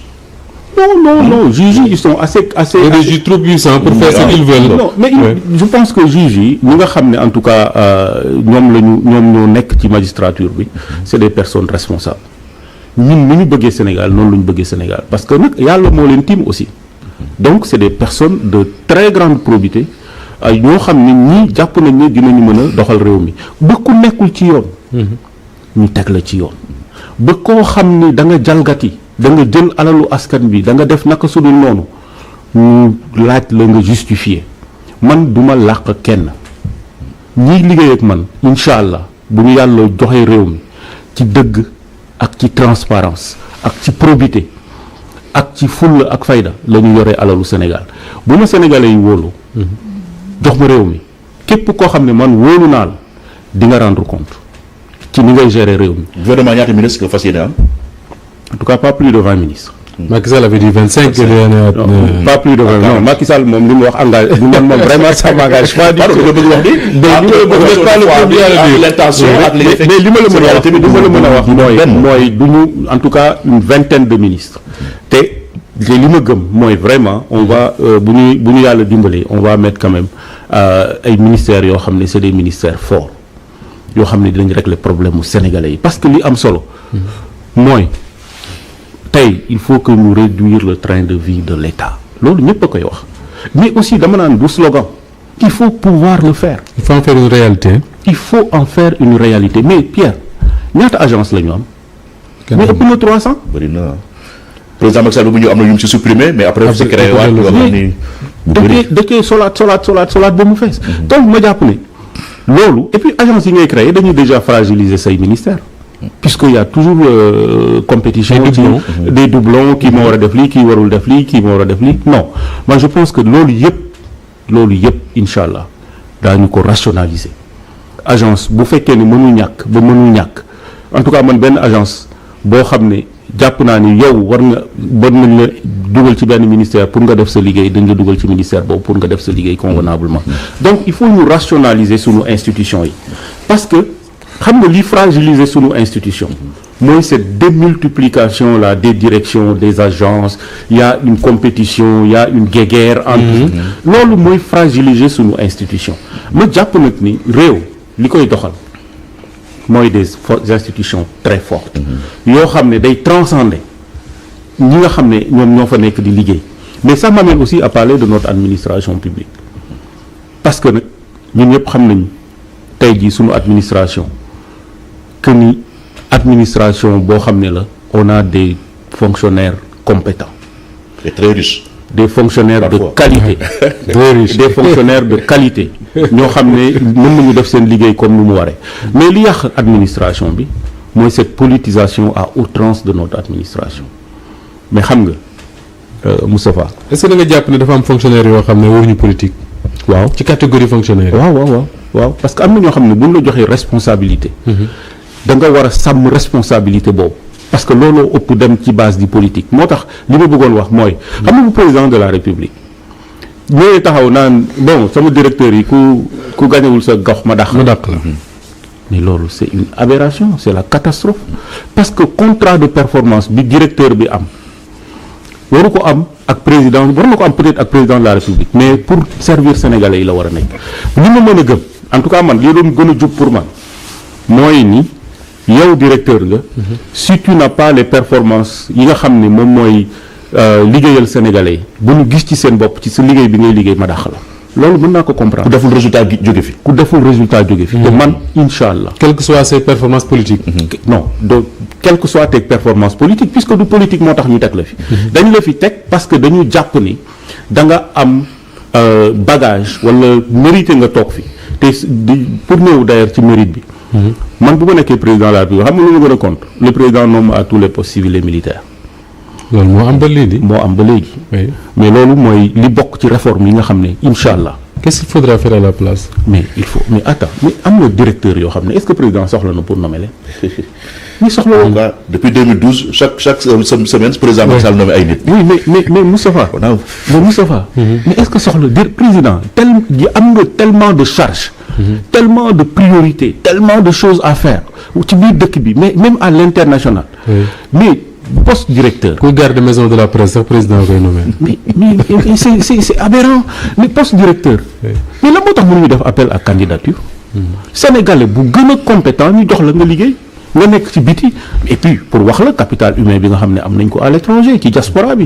des Sénégalais mais de super compétents. mais justement peut-être on l'a pas évoqué ci entretien bi mais c'est important li nga nekk di wax nii ñu bëri dañu jàpp ne Sénégal quand même mënul nekk dëkk bu xam ne am na une si forte diaspora ñu wax ne nangam ay milliards la ñuy dugal ci suñu réew mi at mu ne ñu wax également que ni suñu famille yu ci bari buñ dee lekk di naan ñi waa diaspora boobu la ba léegi gisaguñu en réalité politique dëgg bu leen boole ci processus de développement réew. mais c'est mooy problème bi justement man je suis un produit de la diaspora. parce que ci biti laa nekkoon mais Moustapha li nekk ci compétence ci diaspora bi. mën a taxawu Sénégal liggéey Sénégal defar ko mais kenn xamul nu mu toll. en tout cas man wax naa ko ci diaspora bi bu ma demee seeti leen nee naa leen man li ma bëgg mooy ngeen ñibbisi li ma bëgg mooy ñu accompagner ñi nga xam ne dañu nekk ci diaspora bi ba nga xam ne dinañu mën a ñëw. même bu ñu ñëwul mën a dugal seen loxo ci nit ñi defaree. mais duñ mën a ñëw parce que ñi ci tenté kës néew. créer de petites industries man xam naa ci dara. gars yi dañ leen dóor gars yi dañ leen dóor comme merci Pierre du ñu dem. mais man nag jël naa engagement. créer mécanisme yoo xam ni diaspora bi képp koo xam ne bëgg nga ñëw Sénégal pour investir daañu la jàppale gunge la accompagner la ba nga investir. ñu jàppale la ba sa investissement ñu mën ko sàmm bu baax a baax donc loolu di nekk loo xam ne vraiment bëgg naa quand même jël ci ay engagement mais avant ñu terminer xam naa ne léegi ñu pare. waaw dafa am benn dimension bu am solo ci suñu programme boo xam ne waxuma ci parce que xam ne Sénégal moom li ñu gën a yitteel tey mooy koom-koom bi. ak coono bi nga xam ne moom la Sénégalais yi nekkee mais ñun suñu programme dañ ko intitulé nit ak naataange ma jàpp ne. réew mi. il faut que ñu mën a tabax nit ba nga xam ne citoyen bi dina am taxawaay boo xam ne dina ko taxaw ci defar réew mi mais li ma gëm surtout mooy le retour à nos valeurs et à nos traditions parce que loolu tey li gën a am problème li ñu gën a manqué li ñu gën a raflé ci réew mi mooy jikko yu yàqu loolu ñëpp il faut revoir l'éducation wala il faut revoir l'éducation xam nga waxuñu sax ci éducation mais loolu jikko yi nga xam ne yàqu na ci réew mi loolu il faut que ñu taxaw ci parce que réew nag boo ko bëggee defar il faut nga tabax jikko yi d'abord mooy ci éducation bi nga xam ne. war que l'exemple soit donné au sommet. mais bien sûr bien sûr. voilà leadership by exemple. li gars yi di wax. parce que ki nga xam ne mooy jiite moom moo war a njëkk a joxe l'exemple donc ma jàpp ne le retour à ces valeurs parce que dañu am ay crises yoo xam ni bu ma koy xool dama naan ñetti crise la c'est une crise des valeurs sociétales sunu société. gis ngeen crise yi nga xam ne moo fi am manque d'autorité bi li ñu xamaloon Sénégal mooy solidarité mooy teraanga mooy jàppalante ak yeneen mooy ngor mooy jom yooyu lañ xamaloon Sénégal mais crise société boobu noonu nga xam ne tey ci la ñu nekk mu ñu yóbbu foo xam ne c'est un émiettement de notre tissu social loolu jàpp naa ne képp koo xam ne war nga jiite Sénégal suba il faut que nga réunifier am un pacte social et républicain très fort boo xam ne nit ñi dinañu mën a retrouver wu autour de l'essentiel beneen crise bi am solo bu may gis moo xam ne jàpp na il faut ñu taxaw ci mais c'est la crise de nos valeurs religieuses puisque Sénégal li ko fondé ci diine la tegu donc en parlant de ça je fais un clin d'œil mais surtout di wax ni ñun suñu programme am na pàcc bu am solo boo xam ne dañ ko bëgg a centré ci daara yi l'éducation arabo-islamique c'est extrêmement important parce que ñooñu it dañu bokk ci société bi te ñooñu dañu war a fexe ba nga xam ne ni ñuy defaree Sénégal dinañ ci mën a dugal seen loxo imagine-toi quelqu'un qui vient de Al-Azhar qui a une maîtrise qui a un master et qui a un PhD il vient ici il est difficile pour lui de faire un concours pour aller à l'ENAM finalement il se retrouve comme un professeur d'arabe point fekk na waa ji il a un PhD en astronomie ou en biologie ou bien en relations internationales kooku mais c'est des ressources qui sont perdues mais ñooñu ma jàpp ne ñooñu dañ leen war a mën a intégrer ci ni nga xam ne noonu la Sénégal di doxee ñu dugal seen loxo mais surtout ci valeurs religieuses ak valeurs sociétales crise valeurs sociétales yooyu dama jàpp ne am nañ quand même des régulateurs sociaux am nañ ay mag ñu baax les seniors les personnes du troisième âge am expérience ñu mën a créer ay mécanismes moi je pense même à créer un conseil des sages boo xam ni dinañ jàppale pour que vraiment ñu mën a restaurer valeurs yooyu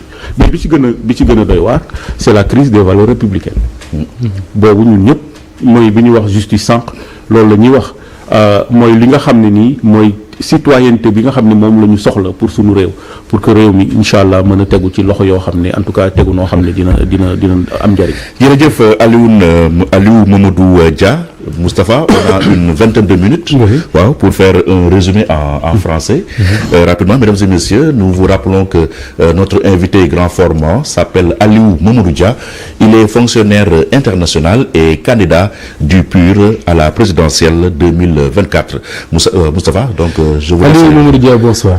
Merci bonsoir Moustapha merci. Alors on ne pourra pas refaire tout le débat en français comme on l'a fait en wolof mais revenir peut-être rapidement sur certaines questions. Le président de la République Macky Sall a fait son dernier discours, son message de nouvel an le 31 décembre où il revient un peu sur le bilan de ces 12 ans de gouvernance. Vous, à votre niveau, qu'est-ce que vous retenez de ce bilan du président Macky Sall?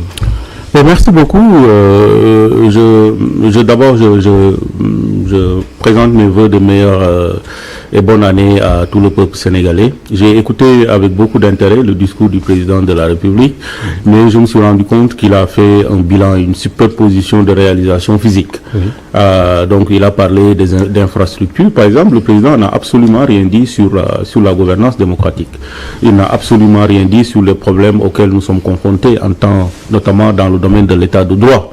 Accès à la justice, en tout cas l'impartialité de la justice, etc. Il n'a absolument rien dit sur, par exemple, des citoyens qui sont honorables, par exemple les personnes vivant avec handicap, absolument rien du tout, alors qu'on a la loi d'orientation où il y a eu beaucoup de promesses qui ont été faites aux personnes vivant handicap, il n'y a absolument rien qui a été dit là-dessus.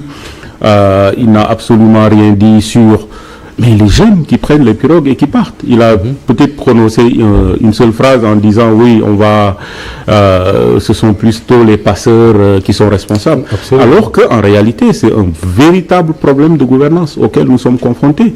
Si vous voyez tous les milliards que l'État a mis sur les différents programmes et projets d'emploi des jeunes, mais depuis 2012, c'est des centaines de milliards. Vous pensez que c'est parce que les politiques d'emploi des jeunes n'ont pas marché qu'il y a l'immigration clandestine? Mais ça a lamentablement échoué. Les jeunes, ils vont faire chercher quoi? Ils vont chercher une activité économique. Ils vont chercher simplement les conditions, en tout cas les moyens de pouvoir vivre et de faire vivre leur famille. Donc si on a une bonne politique d'emploi des jeunes, d'insertion professionnelle pour les jeunes. Mais tu sais, Moustapha, le problème, c'est pas que les jeunes qui n'ont pas de perspective d'avenir qui partent. On a vu des étudiants qui ont eu la licence, qui ont eu la maîtrise et qui partent, puisque les universités sont fermées. Des fonctionnaires prendre des pirogues et partir, mais c'est la catastrophe. Mais on a vu des femmes enceintes prendre la pirogue et partir, prendre les pirogues et partir. Donc c'est un échec cuisant. Qu'est-ce qu'il faudra faire pour arrêter ça, renforcer les moyens de sécurité, de défense, traduire les passeurs en justice? Qu'est-ce qu'il faut faire exactement? Non, mais je pense que ça, il y a un travail à faire en amont d'abord. C'est un travail de gouvernance, c'est un travail de priorité dans l'action gouvernementale, en tout cas dans l'action, dans les pouvoirs, en tout cas des finances publiques. Je pense qu'il faut absolument trouver les moyens de pouvoir d'abord assurer une bonne formation à nos jeunes. Parce que la plupart de nos jeunes ne sont pas bien formés. Donc il faut revoir notre système éducatif de manière générale. Il faudrait que notre éducation puisse prendre en compte les besoins du marché de l'emploi. Et ça, souvent, c'est le problème. Regardez aussi tout ce qui se passe au niveau de la formation technique et professionnelle. Je pense, allez à l'intérieur du pays, il n'y a pratiquement pas d'école de formation professionnelle digne de ce nom. Donc je pense qu'il faut absolument assurer d'abord une bonne éducation et une bonne formation technique et professionnelle à nos jeunes. En tout cas, mais surtout créer des investissements, renforcer notre secteur privé national qui puisse créer des emplois. Je pense qu'on n'arrête pas de le dire. C'est pas à l'État de créer des emplois. L'État a le rôle d'assainir le climat des affaires.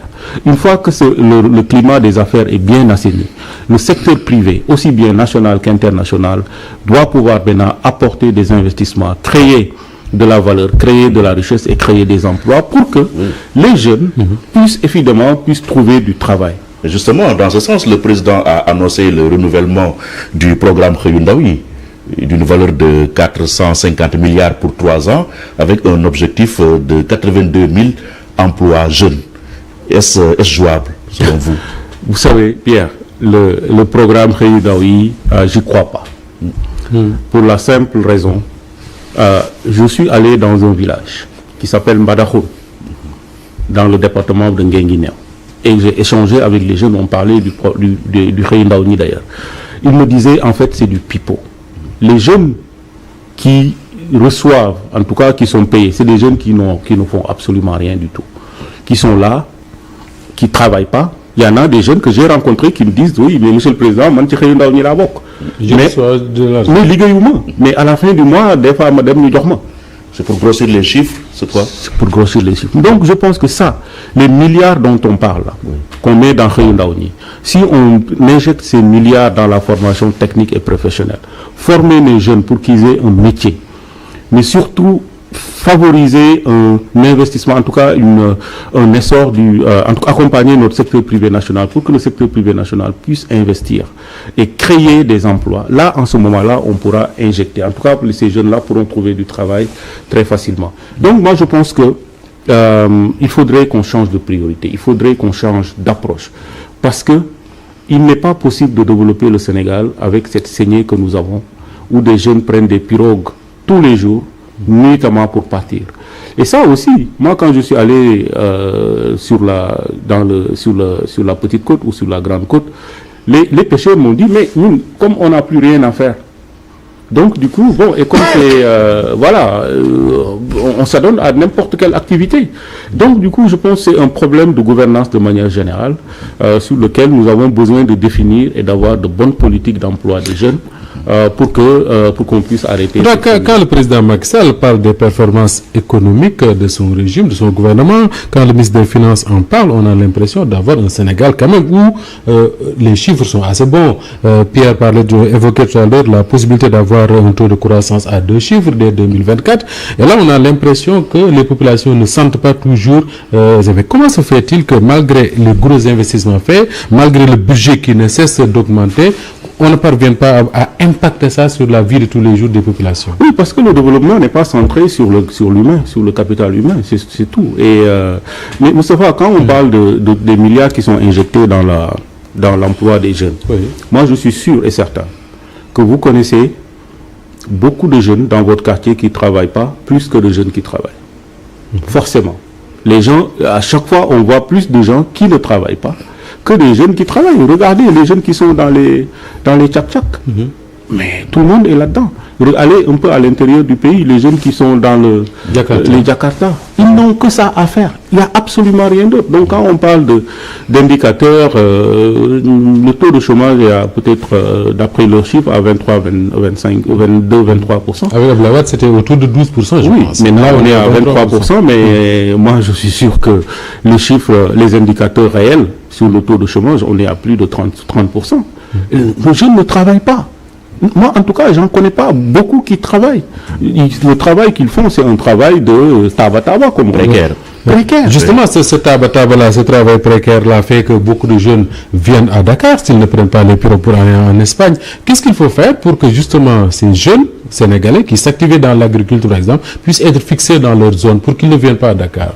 Mais il faut développer des pôles de croissance à l'intérieur du pays, des pôles urbains, où on va amener, comme je l'ai dit tout à l'heure en Wolof, le développement vers les populations, au lieu que les populations aillent vers le développement. Parce que le développement, ça commence à la base. C'est à la base qu'il faut investir, qu'il faut faire, en tout cas, qu'il faut investir tout ce qu'il faut pour que les gens puissent rester dans leur localité et pouvoir travailler.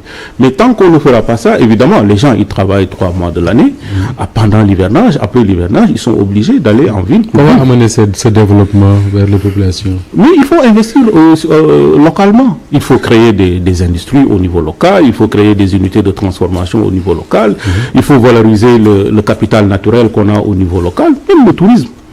Le tourisme n'est pas bien développé au Sénégal. Regardez un pays comme le Kenya, comme l'Afrique du Sud, où moi j'ai été. Mais c'est un secteur qui est porteur de c'est qu'il en reste, hein. Oui, mais on a presque plus de tourisme au Sénégal. Oui, voilà, donc du coup, il faut absolument que... Et d'ailleurs, pour résorber le problème de l'emploi, la manière la plus facile, en tout cas pour moi, que je vois, c'est d'investir dans l'agriculture. Si on investit bien dans l'agriculture, on va créer quand même pas mal d'emplois dans le domaine agricole. Et ce qui fait que les jeunes aujourd'hui, ils ne demandent qu'à cultiver la terre si on leur apporte tous les moyens, tout ce dont ils ont besoin, le financement dont ils ont besoin. Vous pensez que les mentalités ont changé pour que les jeunes acceptent d'aller travailler la terre? Oui, il y a un retour vers l'agriculture. Les jeunes, ce qu'ils veulent aujourd'hui, c'est vraiment qu'on les accompagne avec, mais surtout leur permettre d'avoir accès à la terre.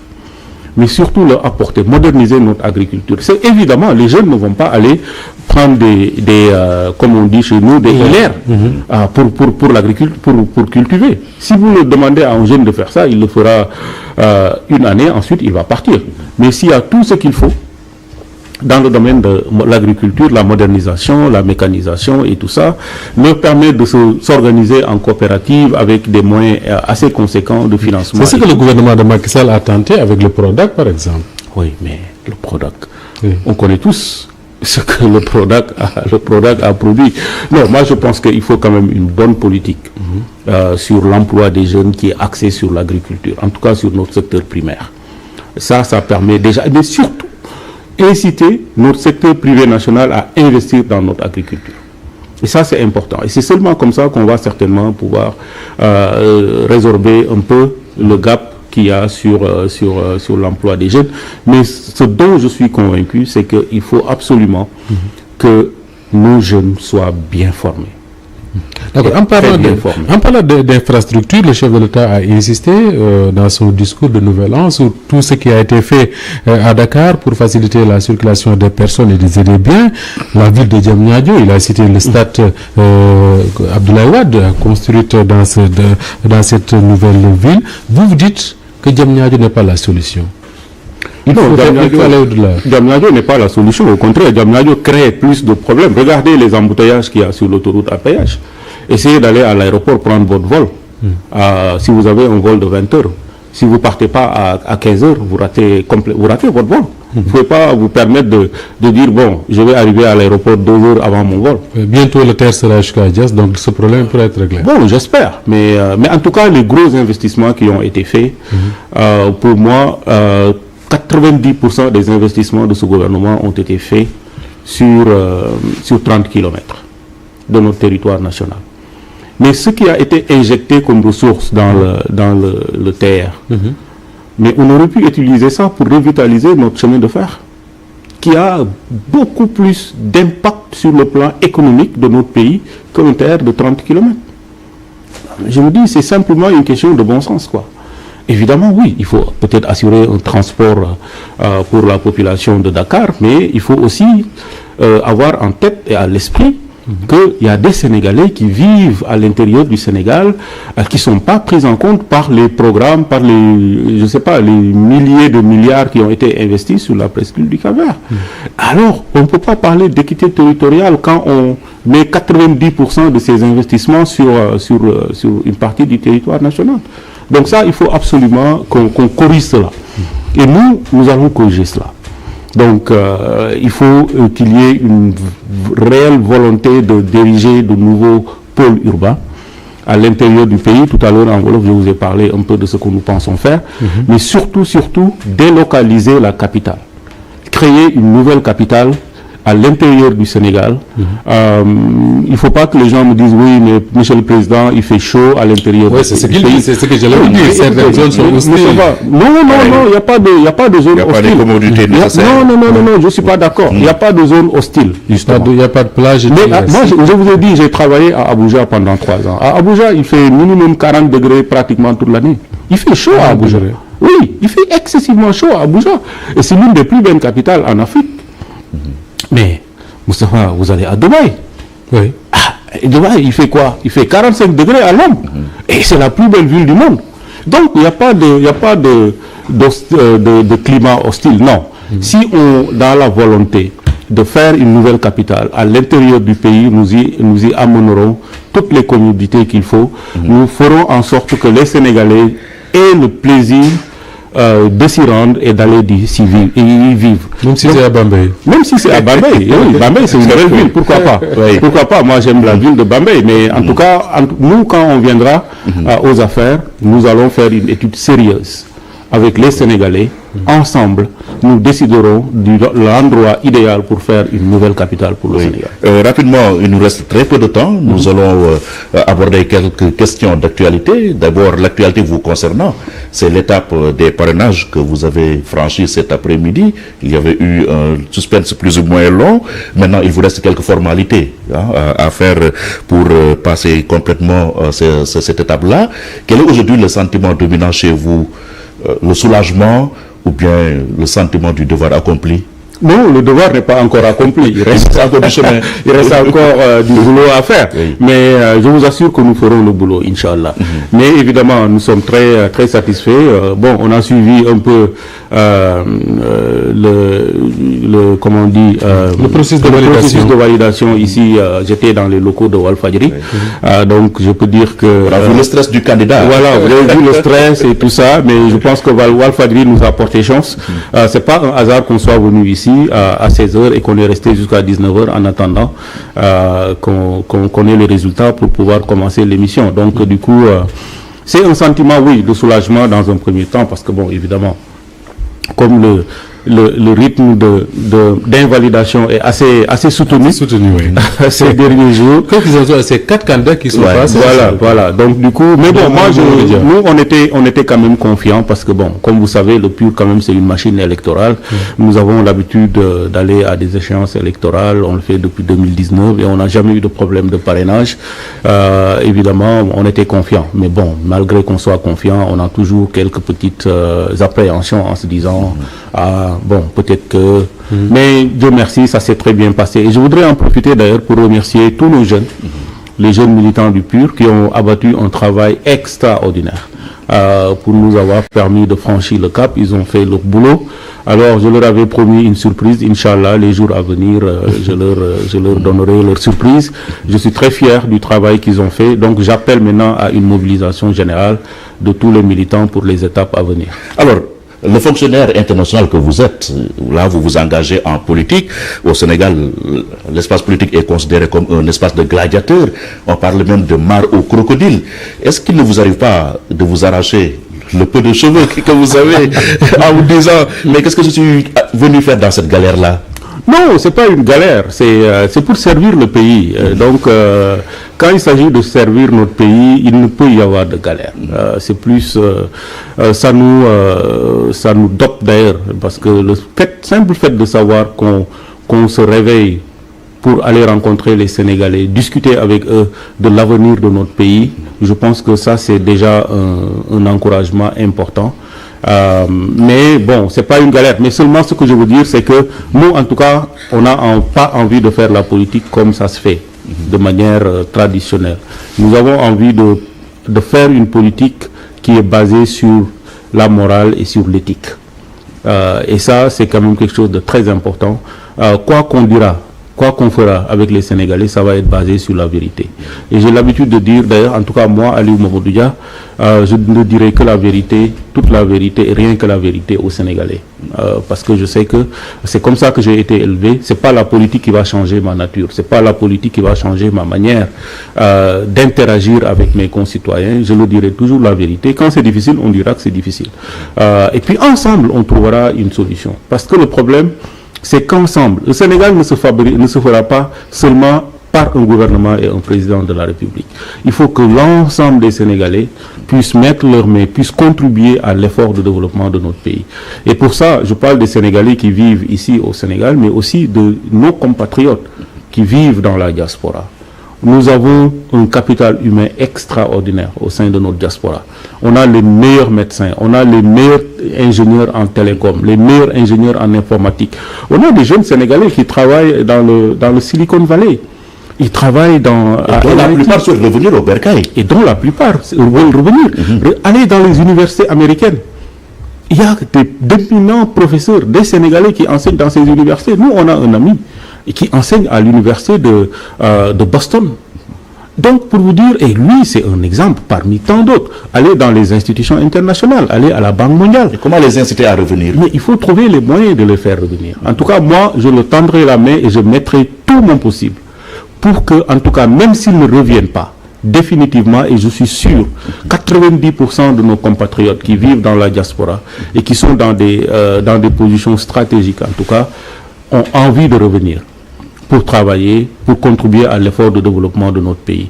Parce que c'est ça qui nous fait plaisir, de voir notre pays émerger, de voir notre pays se développer comme tous les autres pays. Si la Côte d'Ivoire est en train de nous larguer derrière, le Ghana est en train de nous laisser derrière, le Rwanda est en train de nous laisser derrière, d'autres pays, alors que nous avons un capital humain extraordinaire. Donc, nous allons tout faire en tout cas pour que tous les Sénégalais qui vivent ici au Sénégal et qui vivent à l'étranger, qui ont envie de venir travailler pour la construction d'un Sénégal nouveau, puissent le faire. Et on leur assurera en tout cas tout ce qu'il faut pour entrer. Merci en tout cas. Merci Aliou Mamadou Dia, fonctionnaire international et candidat du PUR à la présidentielle. Merci d'avoir accepté d'être l'invité grand format de ce numéro qui s'achève. Merci infiniment. Merci beaucoup. Merci à Pierre, merci à Moustapha.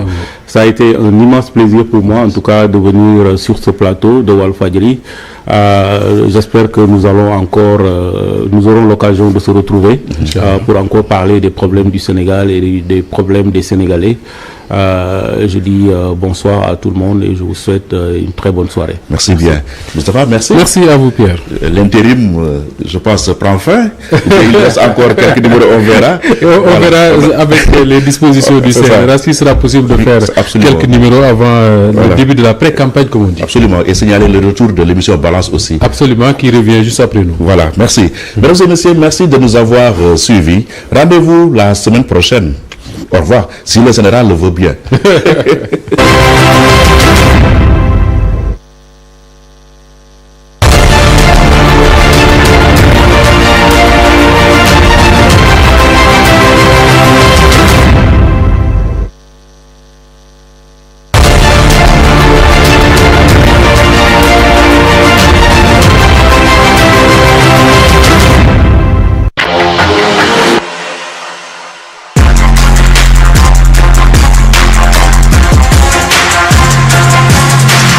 Walfadjri.